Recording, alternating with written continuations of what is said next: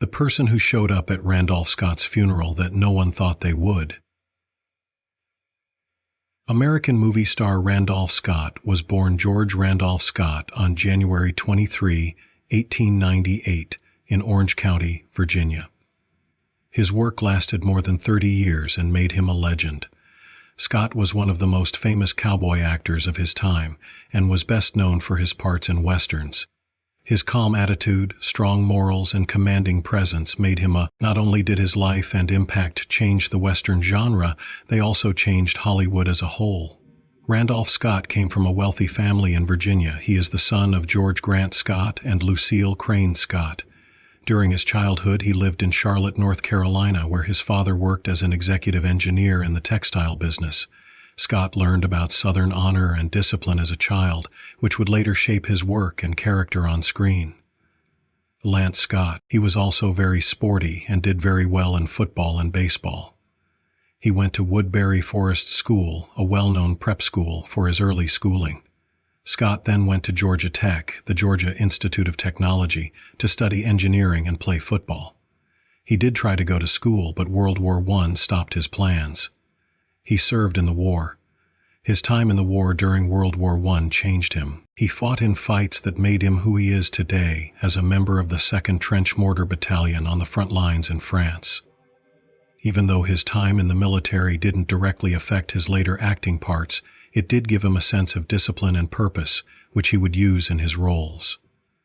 After the war, he came back to the United States ready to keep learning and find a stable job. His short time in the service gave him a sense of duty and leadership that would help him lead the calm. He always seemed sure of himself, which became his screen signature. Scott briefly thought about going into the cloth business after the war, like his father did. He ended up in Hollywood, though, by chance, because he wanted to be an actor. As soon as he got to Los Angeles, he started taking acting lessons from a number of teachers and got small parts in local plays. It was a big break for him when he met Cecil B. DeMille, who cast him in his first movie, in 1929, The Virginian. Scott only had a small part, but this was the start of his work in movies. In his early years, he played a range of parts in movies, from comedies to dramas, including romantic leads and bad guys. Scott didn't really find his spot in westerns until the late 1930s. He was already known as a reliable actor at this point, but it was his parts in westerns that made him a star. His tall, rugged build and southern voice made him a perfect cowboy, and people connected with his ability to show a sense of right and wrong on screen. His western acting skills were shown in movies like Last of the Mohicans, 1936, and Jesse James, 1939. But his work with director Bud Bodacker in the 1950s would become the most important part of his career. Some of the most famous westerns in movie history were made by Randolph Scott and Bud Bodacker, working together. The two worked together on a run of low-budget movies that were important to art. These movies were called the Ranone Cycle. These movies, like 7 Men from Now, 1956, The Tall T, 1957, Ride Lonesome, 1959, and Comanche Station, 1960, were known for being harshly realistic and having a lot of moral depth and simple storytelling. The lone, ethically unwavering cowboy that Scott played became a genre archetype. These movies looked at payback, redemption, and how the cowboy hero has to be alone to succeed. People praised Scott's control and emotional depth in these movies, which made him more than just a Western star and made him an actor with a lot of depth and weight. Randolph Scott was known for being quiet and shy when he wasn't acting. He got married to Marion DuPont, a billionaire, in 1936. The marriage didn't last long, though. After only 3 years, they got a divorce. He married Patricia Stillman in 1944 and stayed with her until he died. The couple had 2 kids and didn't live a very public life. They were very different from the usual Hollywood scene. Hollywood's golden age was full of glitz and glamour, and fame shone on everyone. But actor Randolph Scott's private life stayed one of the most mysterious in the business. The world thought he was the perfect main man, but behind the camera, a much more interesting story was being told, one that the public couldn't see and that fueled rumors.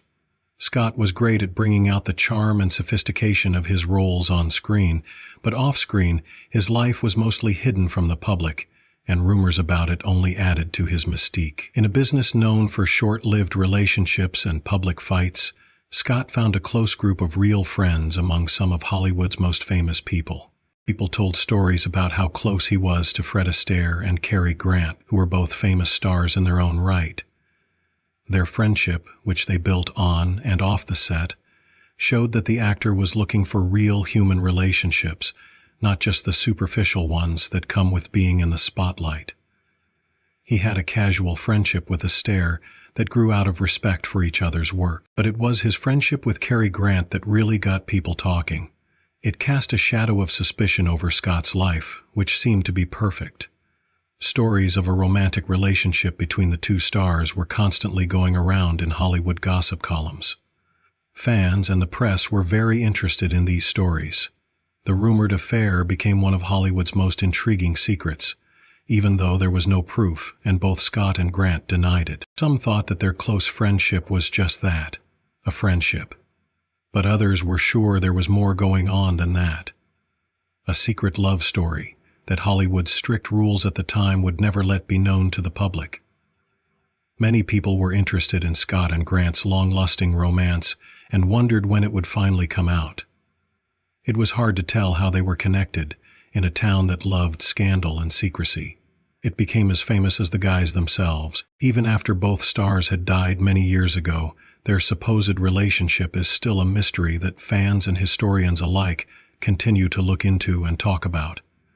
In a time when the line between fact and fantasy was often fuzzy, this kind of story added to the Hollywood mythos like a mystery that had yet to be solved.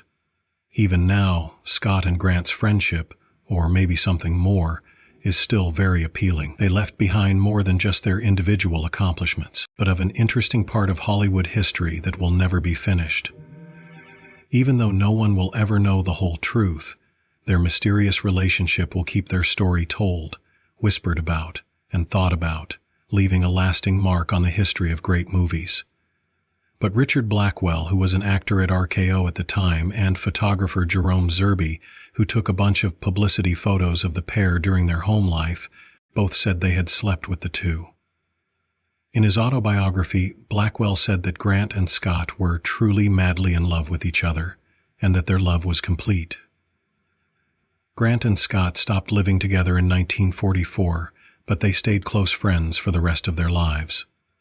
Scott's long and interesting life comes to an end, but his legacy lives on in the movies he was in and in the whispered secrets and untold truths that people still talk about. This reminds us that behind every movie legend is a story as rich and complicated as the role they played. Most people didn't expect to see Richard Blackwell at Randolph Scott's funeral. He spread the scandalous story to Randolph Scott. Following his lead role in Sam Peckinpah's movie Ride the High Country in 1962, Randolph Scott stopped acting. Many people said that his role in the movie was one of his best, and it was a perfect end to his career. Scott stayed out of the public eye after he retired, putting his attention on his family and work. He knew how to spend wisely and built up a lot of money over the years. Scott continued to be involved in his church and charitable work, especially for kids and veterans. Randolph Scott had a long and happy life. He died in Beverly Hills, California on March 2, 1987. He was 89 years old. His death marked the end of an era for Hollywood Westerns.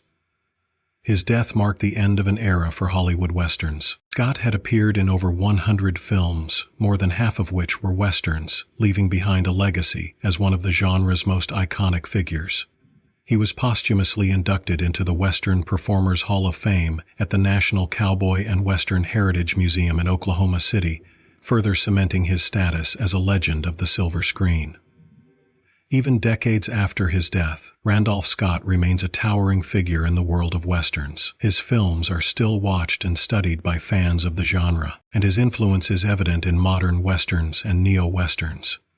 Directors like Quentin Tarantino have cited Scott as a major influence on their work, and his films continue to be screened at Western film festivals around the world.